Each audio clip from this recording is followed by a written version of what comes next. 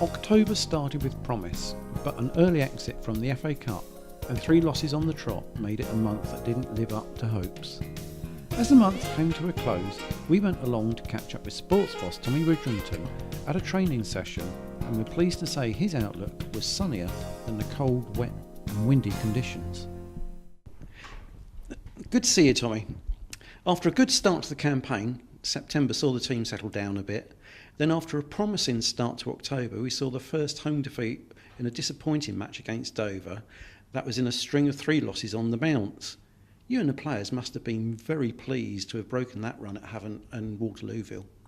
Well, we were hoping to break it a little earlier than we did, but I think, well, football isn't played on paper. I knew October was going to be a difficult month for us. As much as Chelmsford hadn't had a fantastic start, it's only going to be a matter of time before a club like that are going to get into their stride. We happen to catch them on a good day, as it were. I do think that if you look throughout October, we had a few games where we missed key players who've played in all the other games when they've been fit. And whilst the boys who've come in have done fine, they've done a good job in their own role, they're not like-for-like replacements. And I think that's something that has to be taken into consideration, and probably a reason I didn't get overly down on the lads or in my own self and thinking didn't want to change too dramatically. I just wanted to try and give another person an opportunity. 1 or 2, I think, have taken that opportunity, which has been a positive for October.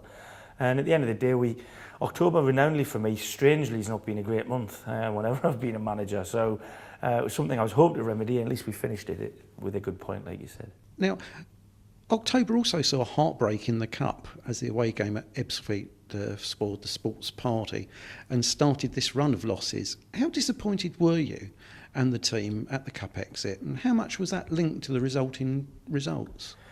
I think we were all disappointed to go out of the FA Cup, which is obviously the biggest cup competition in the world, and everybody knows the benefits that go with a great cup run. But I thought we were a little unlucky with the draw. We were the only side in the Conference South to have drawn 2 Conference South sides out in the 2 rounds we were in. Having overcome Farnborough, which I thought the lads were magnificent in both them games. We went to Ebbsfleet, fairly full of confidence, to be honest with you. We had a great game against them here in the league early on in the season. But again, they're another side who've started to get their stride, really. And I think they've got some big players fit and well now in Ben May, who's a huge asset to them. I wasn't overly disappointed with the way we played at Ebbsfleet. I thought we'd give them a game. We lost Chris Shepherd fairly early in the game with a rib injury, which subsequently seemed to miss the rest of October. And that was a key factor for me. He's... for whatever Chris brings to the side as an individual, he also affects players around him. And I think that's a credit to him and a credit to the lads and the intelligence of 1 or 2 of the players in particular. When Chris is on the pitch, their game changes a little bit. So whilst I can't make it as the only excuse, the fact Ben May got on the end of 2 crosses and headed him in our goal was probably the biggest reason. Like I said, I was fairly pleased with the way we played and ultimately disappointed to go out the cup the same as anybody else. Goal scoring was one of the banes of last season, but one aspect of the solid start to this season was that we're beginning to see goals in the manner that you'd always wanted, which is from various players, not just one individual. That seems to have dried up a little in the last few games, and I saw you on the training a short while ago trying to remedy that. What are your views on why that is? Well, I think it coincides with us losing a game or 2, first and foremost. Unfortunately, the games we lost, we didn't managed to register a goal. Whether we did or didn't wouldn't have had that much relevance on the scorelines when they're 3 and 4-0. Having said that, I mean, in the last 3 games, well, you could argue we didn't score in the last game. We scored 9 goals in the last 2 home games. So I don't think that's a million miles away. I think the way we play the game and the way we approach the final third of the pitch these days will see us score more often than not in games. And I think anybody who came to Havant, we've watched 20 minutes this morning of the highlights, and the vast majority of the goal-mouth action is at the Havant end. Whilst Craig's made 1 or 2 saves towards the end, I think Scott Bevan's made a hell of a lot more saves than our goalkeeper has. So on the training ground, we're always looking to improve, tweak, just move things around a little bit, and we're trying to build confidence in players. Have the right to, if you get in a position to score a goal, be confident enough to take that. And I think it's starting to flow through the side now. I think Simon Johnson went through a little bit of a dry patch, but again, like I mentioned about the dynamic of our team, involves Chris, Jono, Lockie, and if they're not playing together, then the dynamics of each individual change, and I think that has to be looked at. And again, I don't like to try and make excuses, but I'm trying to give reasons for why one player might fire 5 goals in the first 7 games when a player alongside him or linking with him well mentally and physically, and when that player's not there, then the guy who's scoring the goals doesn't get the ball as much or doesn't make the runs because the player who's playing in Chris's place is playing slightly differently.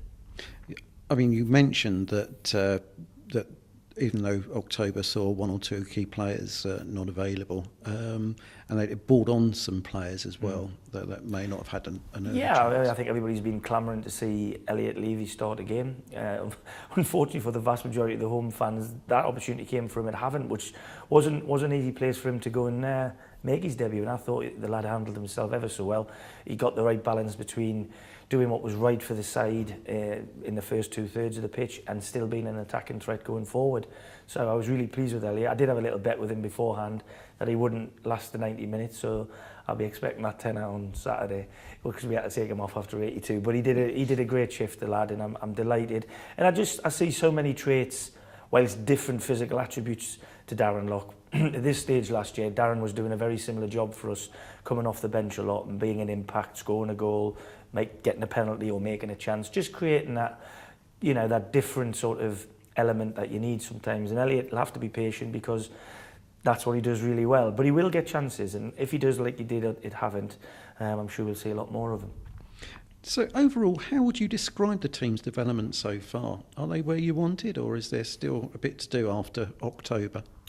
I think there's always bits to do. You can ask me that in March and I'll be saying there's bits to do, even though we might have 1 game in April. But I'm delighted where the team are in terms of mentally, physically, everything that a manager wants to go well for his team before they go onto the pitch.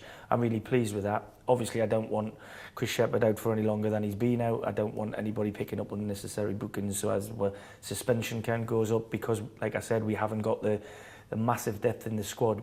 But I've got to say, the lads probably started at a level this season that was slightly higher than I expected.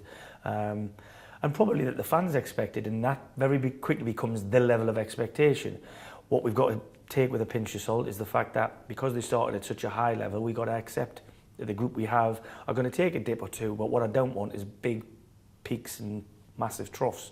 I want a consistency between now and the end of the season that we won't win every game. We'll lose the odd game. We may lose an odd game heavily, but what I want to see us is a consistent style of play, which I think they're doing, and a consistent level of performance, which means we keep gaining results. Because as much as people mightn't think we've had as great a start as we might have had, I do believe that because games now are going to come Saturday to Saturday, it's very difficult for teams that are in our slipstream to catch us if we keep winning the odd game, So I know where we're focused on getting to. I know what my targets are. I always have done, and we're bang on where we want to be.